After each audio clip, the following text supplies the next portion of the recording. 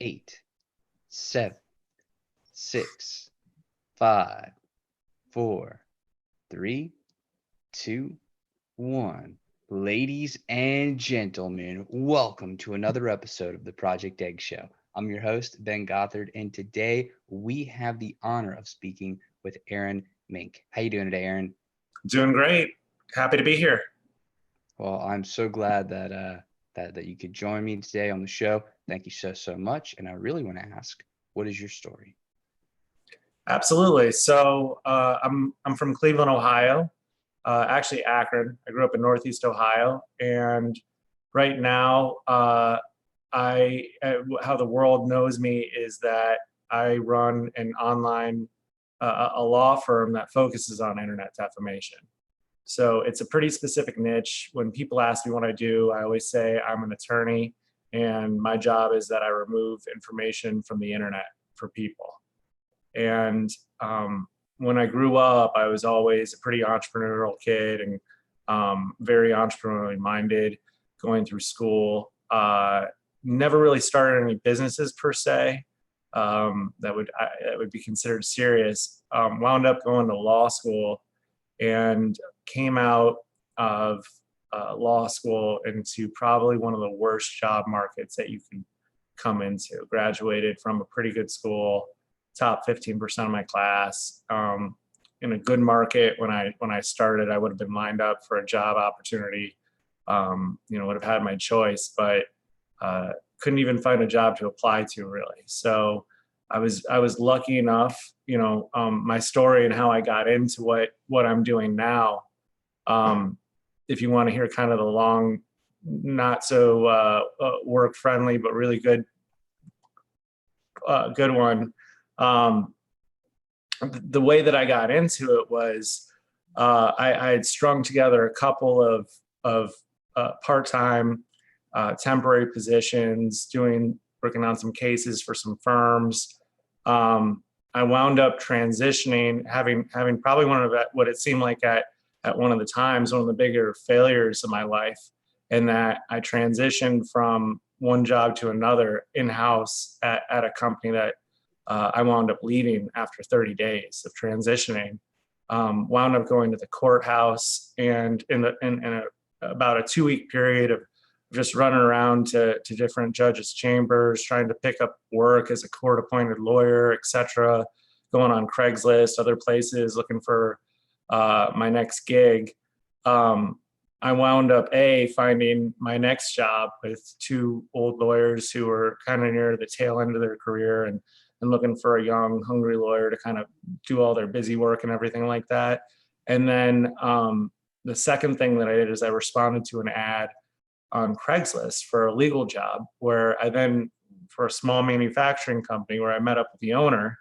In the first case, and when he met me, he was one of those real litigious business owners, right? And his eyes kind of perked up because he was like, "Oh, you're looking for experience. Well, young, hungry, smart. I can use someone like you. We'll get some experience, all right." And the first case that he had me take on, and really my first client for the new job that I was taking on, was an online defamation case where he had been posted on a website called ripoffreport.com. And if you get posted on that site, they have a policy where you can never get off of it unless you get a court order to have it removed. So I took on the case, and the client, it was a really interesting case and client because he was an inventor, he was an entrepreneur too, really smart guy, really feisty. But he'd come up with this really cool product at the time where you could install it in your car for a few $100, this piece, and your car could run on both gasoline or ethanol. And around then, it was when gas prices were just going through the roof, and Obama was first taking office, and like ethanol around then, I don't know if you remember, it was like the next big thing. Everyone thought it was all the alternative fuels were around. Well, none of that ever happened, right? So, the company was premised on the idea that people were going to be able to pull up to their local gas station and we're going to need the ability to put 2 different types of fuel in their vehicles. So clearly the company never really took off and failed after a few years. This guy lost all of his money and then and his investment, which, you know, that happens sometimes in business. And then he just went and posted this incredibly false thing online saying that he was scammed and all this other stuff, that he was just salty. He lost all of his money. It was a bad deal, you know, sorry, it just didn't work out, right? We call the guy in. So I got involved in the case about halfway through. We call, you know, I'm pretty new attorney at that point, right? I haven't had that many clients, that much experience. And one of the very first things that we're doing is we're bringing this guy in all the way from Oregon and to take a deposition. And I'd never taken one before.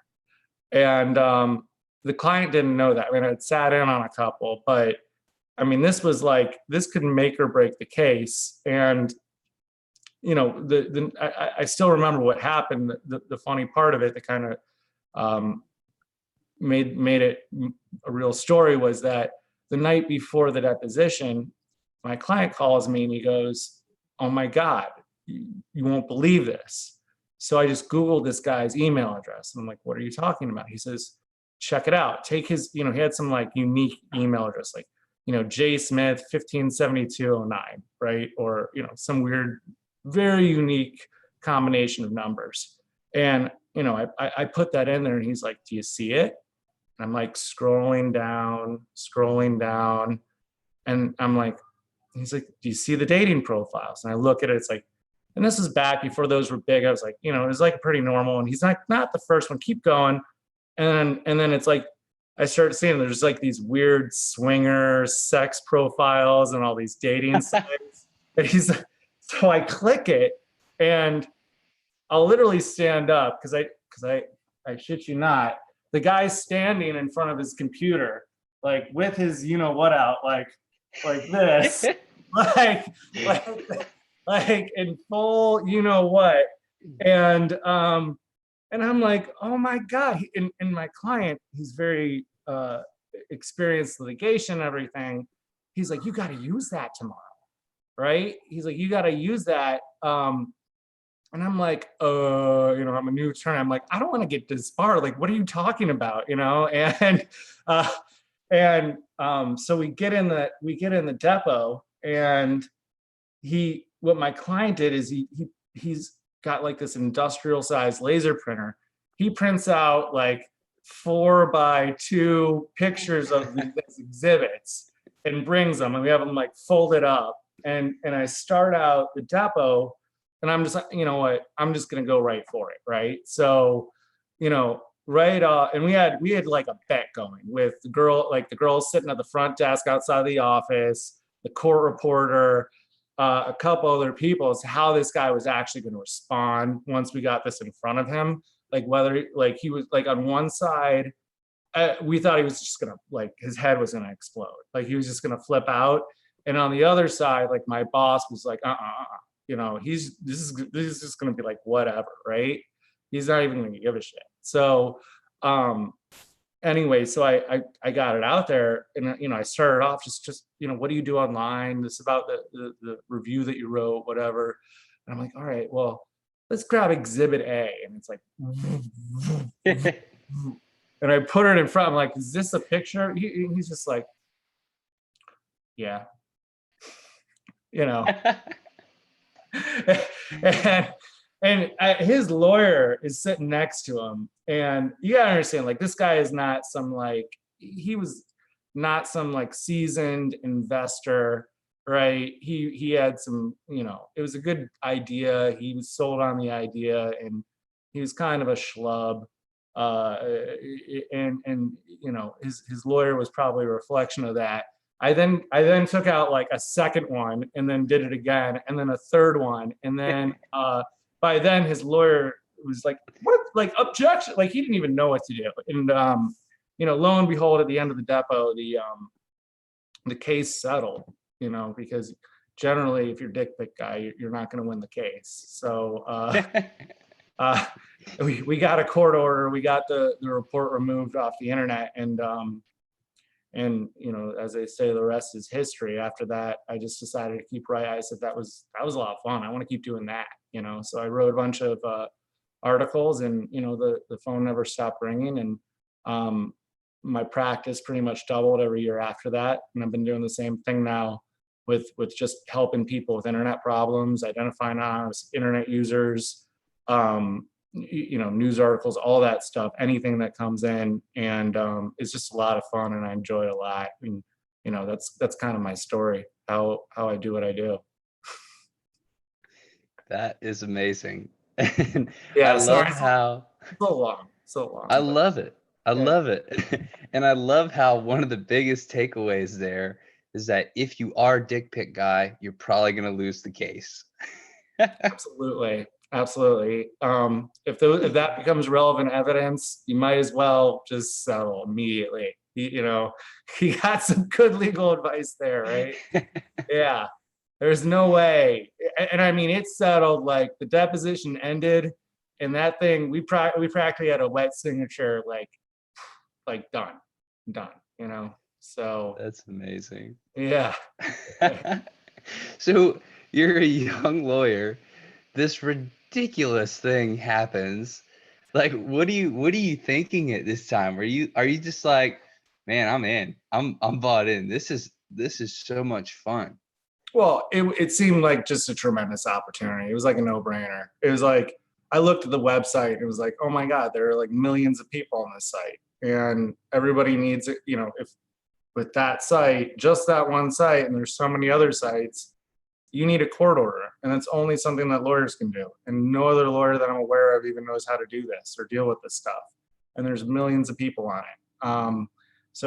You know, that it seemed like something I was like, I'll just give that a shot and see what happens. And I was pretty young and just desperate for work at the time. You know, it was such a crappy market. Of course, I was getting stuff from what I was doing with the new firm I was with, but um, it really opened things up for me. Within a year, I had been blogging about it really consistently. I was able just to shift my practice just to do that. And that was probably it. And then it wound up being pretty lucrative, is what happened. So, you know, desperation and to, you know, I just had I just become a dad too at the time. My son was just my wife was either pregnant or my son was just being born around that time. So maybe that, you know, maybe the stars just aligned in some respects with timing and trying to settle on something that would work. You know, I can't tell you how many stories I've heard of people saying when I had to do it, like when I was forced, there was no other option. That's when things started to take off. Yeah, yeah. I didn't, you know, it's not like I didn't have any other option. I didn't have any other good option. And what I find too is sometimes you just find like because a lot of my friends, the same type of things happen. You know, they've slipped into things, or you know, some people, God bless them, they know what they want to do when they get into school or get out of school or are in school, and they find an opportunity for that, and it just works out perfectly. You know, for everyone else, usually it's you fall into something, and you know, you don't really ever see it coming. You find something, it's easy, you like it, it works, and then you just roll with it, you know. So it was probably the easiest, most fun, made the most sense thing that had come along that actually made some money for me. So it was a no-brainer. It really was. There weren't too many other options too. It wasn't like I was picking the hard choice, like, ooh, I had to do that, right? Necessity type thing. Mhm. It was the best choice. So, you know, that's part of it. Do you think, and I ask this because I feel like a lot of business people, a lot of entrepreneurs, they're always looking to kind of shortcut things, and they're looking to just go straight from day zero to multimillionaire, or to hit it and figure it out all in like 4 days. Do you think you had to go through those different iterations, those different jobs, those different pain points to get to where you really figured out where you wanted to be? Or do you think you could have shortcutted that and or shortcut that and gone directly there? I think it depends on the person, to be honest. I think some people have it figured out and it works out, and other people think they have it figured out, but either the timing or the opportunities aren't there. So there probably are ways to shortcut it if you're lucky, right? But I would say most people just aren't lucky, and they don't figure it out that easily. And you certainly can't shortcut some of the struggle that's involved either. It just happened to be that for the last year and a half, I've been really interested in blogging, and had started my own blog, an unsuccessful blog, but that then took off once I started on that topic, right? So if I hadn't been blogging, that probably wouldn't have lined up like that, right? But I mean, what do you think with the shortcut? I think that everybody really has like their own journey to Mm-hmm. go on. And I feel like whenever we learn the lessons we need to learn to get to the place that we want to be, then we'll be able to get to that place. But until we actually learn the lessons we need to learn, it's really, really hard to get to, like, develop the skills, figure out like exactly what we want to do, or at least put ourselves in a position to where we can be exposed to what we want to do. And I really think we do have to go through like that personal transformation, and everybody's is different. Mm-hmm. Yeah, I couldn't agree more. So once you kind of locked on to what you really wanted to do, and your practice started doubling, and the blog started to take off, and the phone wouldn't stop ringing, which are all great things. Until now, what have been some of the most important, the best lessons that you've learned? Wow, I've learned so many, right? Gosh, and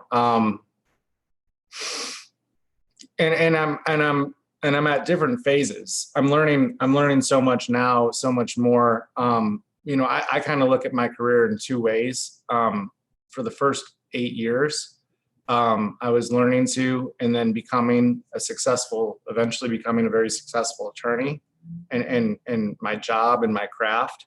And in the last 2 years or a year and a half, I've switched over from that to now becoming a business owner, and running my own practice.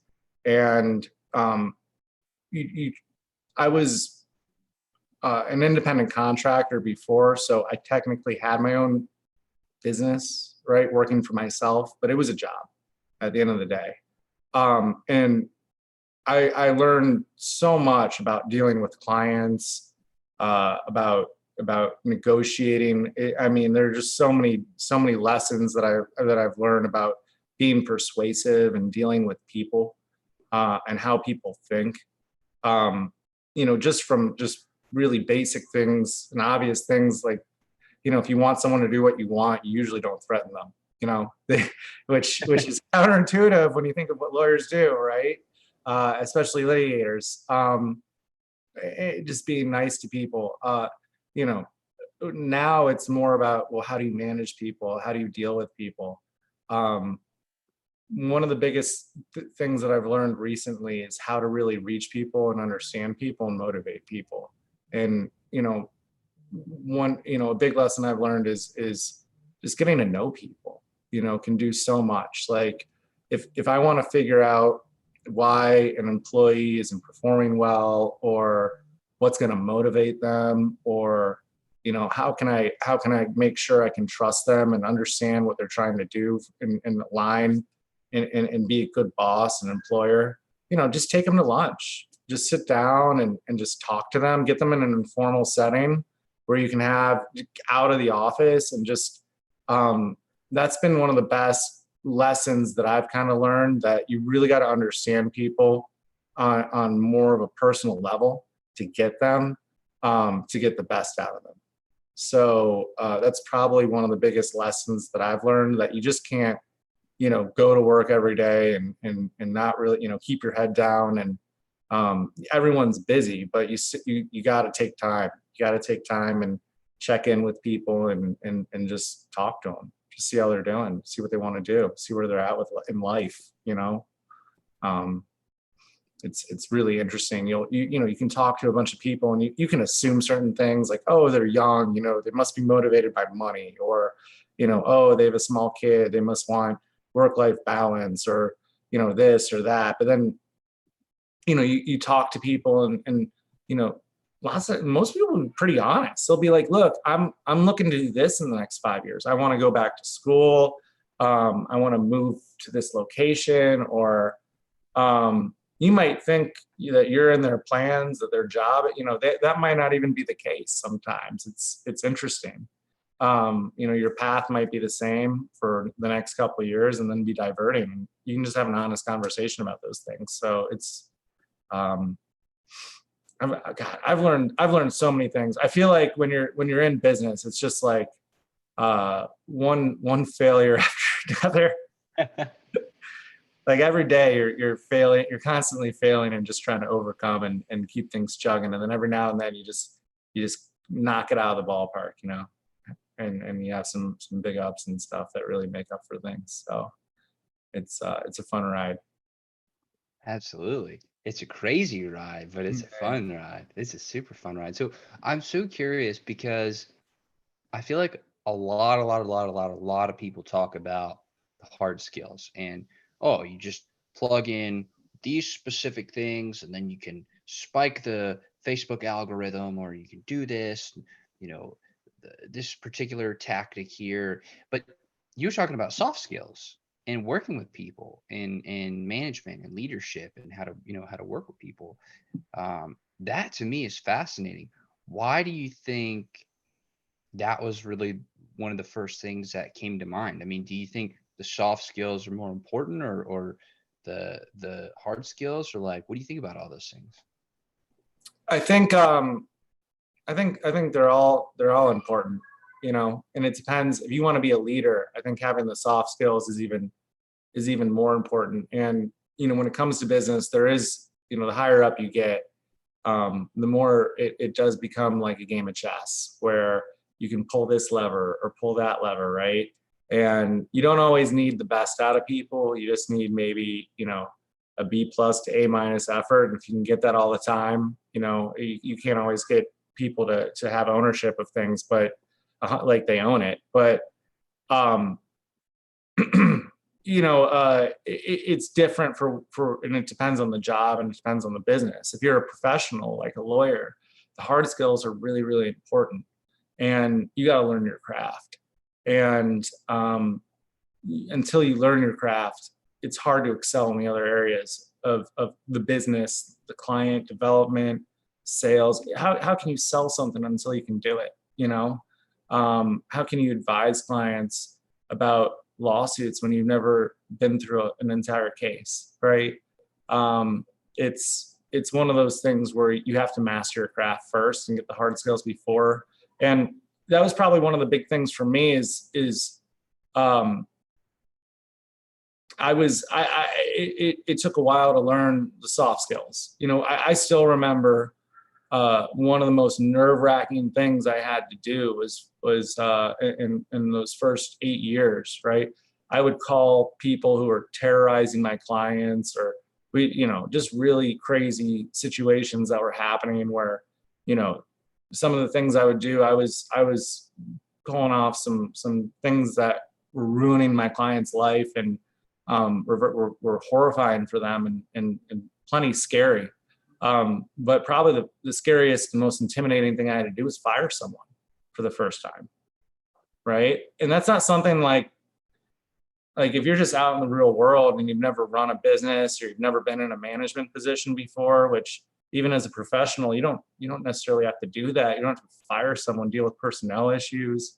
You might know legal consequences and issues, but looking someone in the eye and telling them they got to pack their bags and go home and they got to terminate them. I mean, it's terrifying at times. It's not easy. if you're a human, someone who someone who relishes that. I mean, look, it depends on the person and the situation, but like, sometimes it's like, this person deserves it. They have it coming. They're terrible. But I mean, most people aren't like that. You know what I mean? They're probably pretty nice. What I find, maybe they're not going to work out. They're not a perfect fit.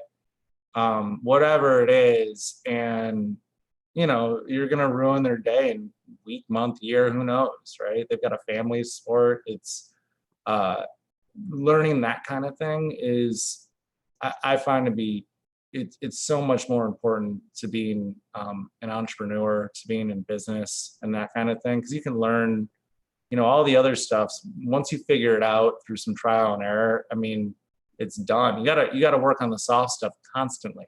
It's all in your culture and your attitudes and how you carry yourself, the conversations that you have. You can't just let it go and just decide to show up and be a dick to everybody one day because you're in a bad mood. It makes you a bad boss and people won't want to work for you. So, it is a lot harder. So do you think for somebody who may be just starting out, or somebody who maybe who hasn't really found their thing yet, or they may not have found their area of genius, would you advise them to develop the hard skills or the soft skills first? Or maybe, I'm sure you're developing both at the same time in some regards, but to focus on? I honestly, I can't say, I feel like you just got to roll with it, and you got to just take advantage of what you can whenever you can, and learn what you can as you have to, right? I think as you said, necessity, right?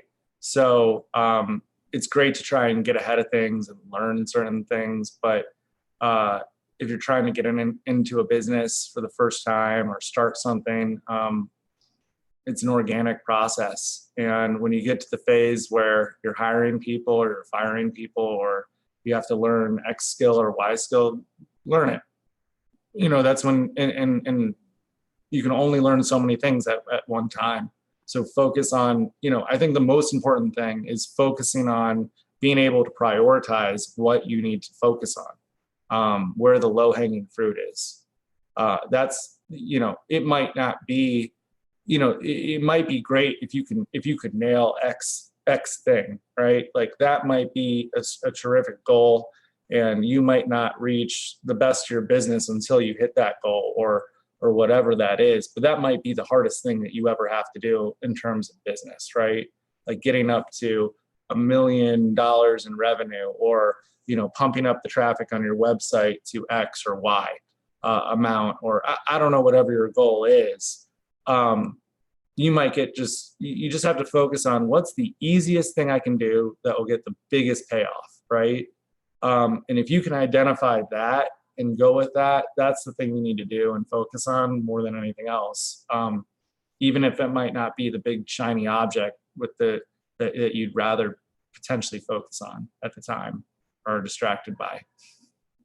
That makes a lot of sense. So it almost seems like we should be focusing on really, like, as the skills become apparent to us that we need, they're the most the most pressing at this time.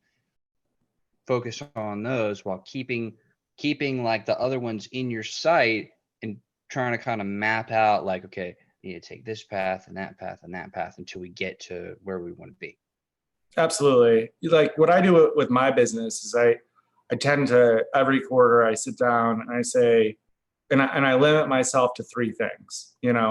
I might say, yeah, I want to, scale my marketing, and I want to work on my operations, and I want to have a whole onboarding process, and I want to implement, email marketing, and oh my God, I want to do everything, right? And I want to have all these HR initiatives in place. And there's every aspect.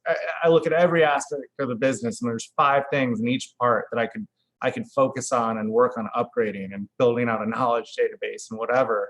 But I just say, look, what is the biggest areas of concern, or areas where they're at now, they have the most room for improvement, even if they're not bad.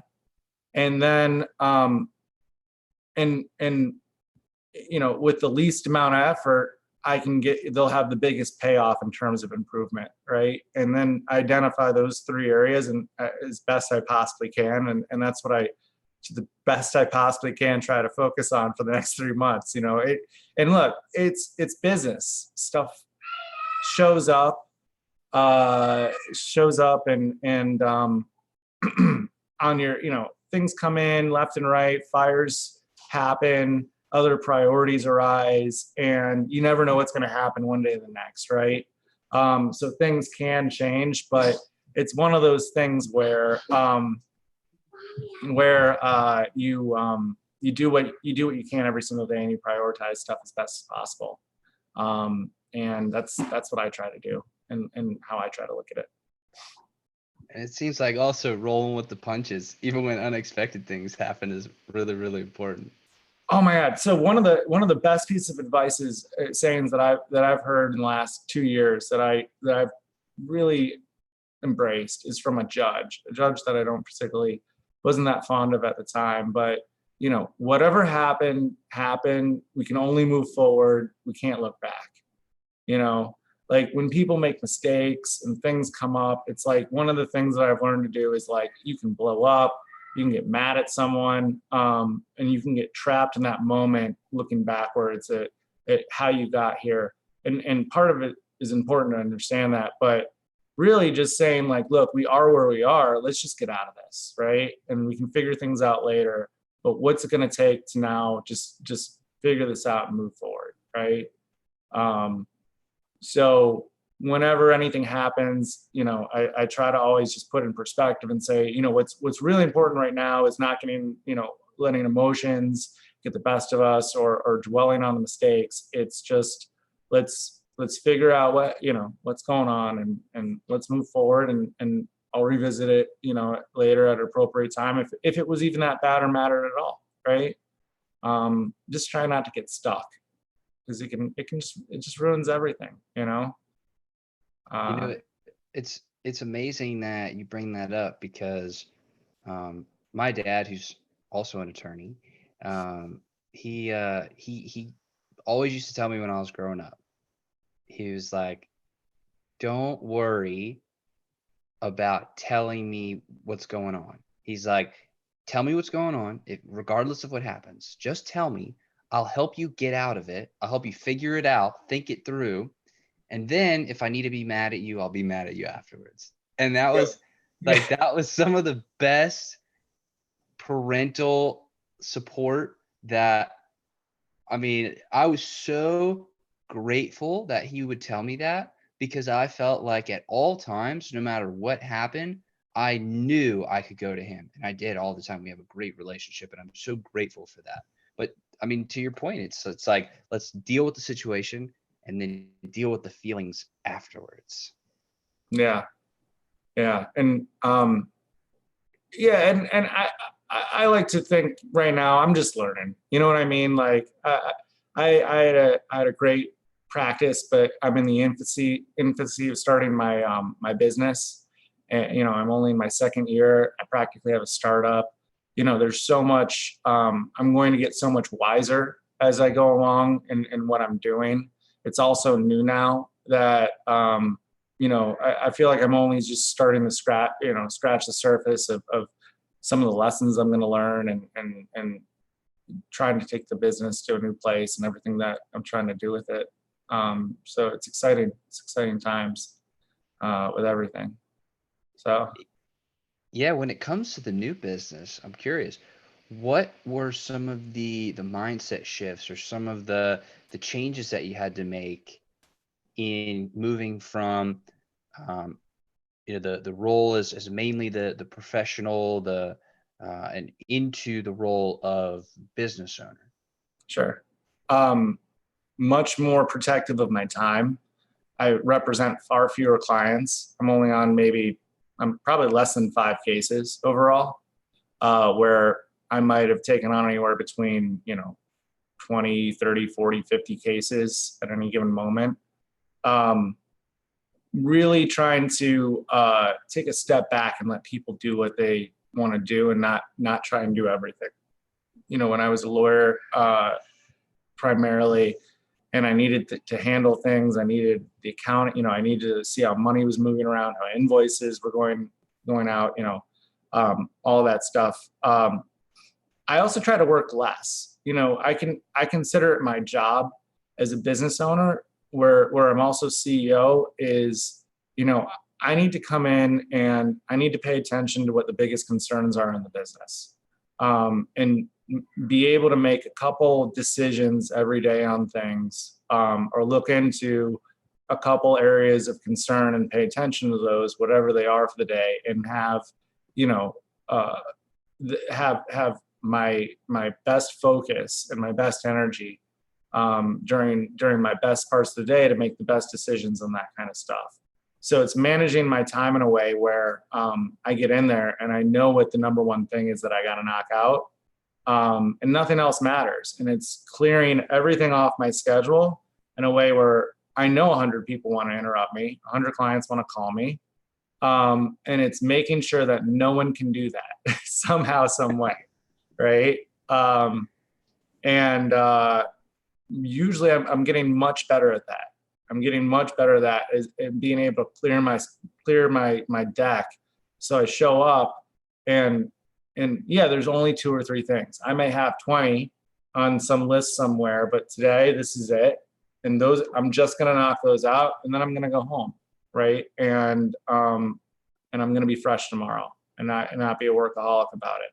So when you're an attorney, and maybe that's kind of easy for people who, I mean, look, everyone works hard, etc. When you're an attorney, if you're a really good attorney, you're incredibly responsive. No one wants some lawyer who doesn't call them back immediately, right? Or they're having an emergency, right? Things like that. I represent clients from around the world, so I'll have people on the West Coast, China, all hours of the night. Easily could work 10, 12 hours a day, potentially 60 hours a week, more or less. So, but that's no way to, you can't do that and run a business. Right. You can't be in charge of business and do that. You won't be a good leader. And you won't be able to really, you'll be, you're not acting as an owner. You're acting more as just someone doing a job as a lawyer who, also is trying to manage a business not so successfully, most likely. So that's kind of what I've been doing more. Some of the biggest things that I've kind of shifted in, really. It's such a, Go ahead. I'm sorry. No, go ahead. I was just going to say it's such an interesting time, because it really seems like going from crushing it on one side and then this transformation into something bigger, something better. It's just a fascinating time, because it seems like you're really just getting started. Even though you've done all these things thus far, it's like you're just getting started, just starting to really ramp things up. Yeah, that's how I feel about it. And I like having that mindset. I went through being an attorney, always feeling like any day I could just be right back to where I started, where I can't find another job. Technically I was working for myself, so it didn't matter. But, just that fear that, you could wake up and it all just disappears, just having a healthy perspective on success, and that feeling like it's never enough, right? But also balancing and trying to appreciate what you've achieved, and recognizing the good in it too, so I do my best with it, and I like the idea of feeling like I'm just starting out, right? Like even if we're just, I've had some people come up and say, wow, how have you become such a successful attorney or whatever? And I was like, well, I was a successful attorney or whatever, but now I'm just starting out, right? Now I'm brand new again. I'm just trying to figure things out, just like everybody else in their second year in business. So it's been great. It's been great. I love it. And probably one of the best parts is I've been able to do it with my wife as my office manager or operations director. She used to work for one of the big accounting firms, Deloitte.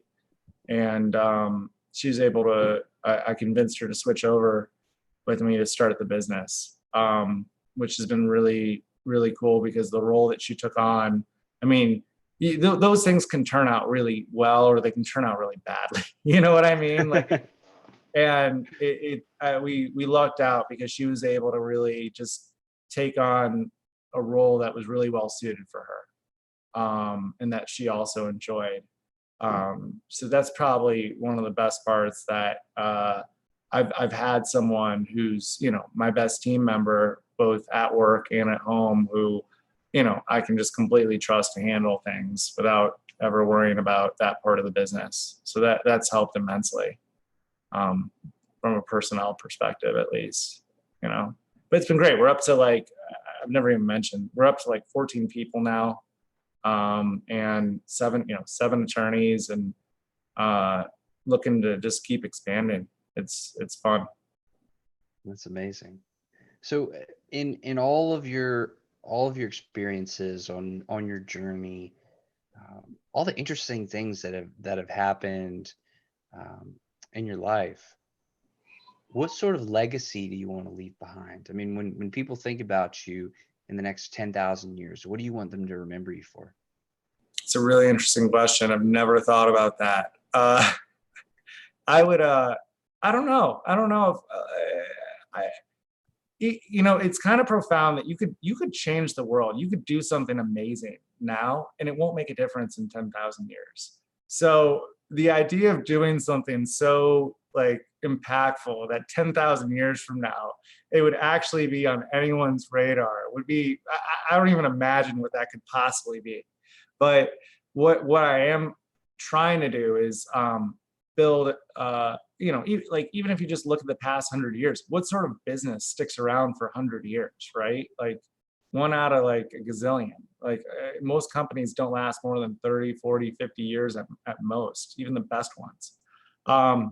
But I'd love to be able to have my legacy was that I started one of the premier law firms in the world that focused on online defamation and brand protection, and that the work that we did for clients changed their lives, and improved what they were dealing with in an impactful way, and just had a sterling reputation as being, you know, the go-to business that you're going to call if you've got like some issue or being attacked, like no different than any of the top tier law firms in the world, with name brand recognition as just being known as like the best, right? I could rattle off, like, if you want to get like a merger and acquisition, you know, there's no better firm, or, you know, one of the best well-known firms from like the 1940s is Skadden Arps. I don't know if you've ever read some Malcolm Gladwell books, like one of them, God, I forget which one. Outliers, Tipping Point? Might have been Outliers, but they talk about how Skadden formed, and how it came up and how it rose. And I mean, it's one of the top 10 firms probably out there today. I don't look at the rankings, but, you know, being able to start a business like that, even if it was just for a boutique, you know, not one of these like mega firms or something like that, and just being able to leave a legacy like that, and something, you know, something that's able to because what I've found we've been able to accomplish in some of the worst cases is we go against just evil people, people who go out and they try and destroy other people, and being able, you know, some of our cases have resulted in criminal charges against the defendants we're going after when we identify them, and, you know, having a legacy of having made the world a better place for people, really, and just impacted their lives in really meaningful ways, I think would be what I wanted at the end. That's amazing. Yeah. So, Aaron, I want to thank you so much for coming on the show today. I've really enjoyed our time, and I want to be respectful of your time. So, me too, with you. And so, I enjoyed being on as well, Ben. I appreciate it. well, thank you. And I just have one more question for you, then we'll wrap it on up. Um, but what question should I be asking you that I just wouldn't think to ask? God, I've talked so much about myself. You know, it's at this point. I don't know. Maybe about if there was something you were going to ask me about, it might.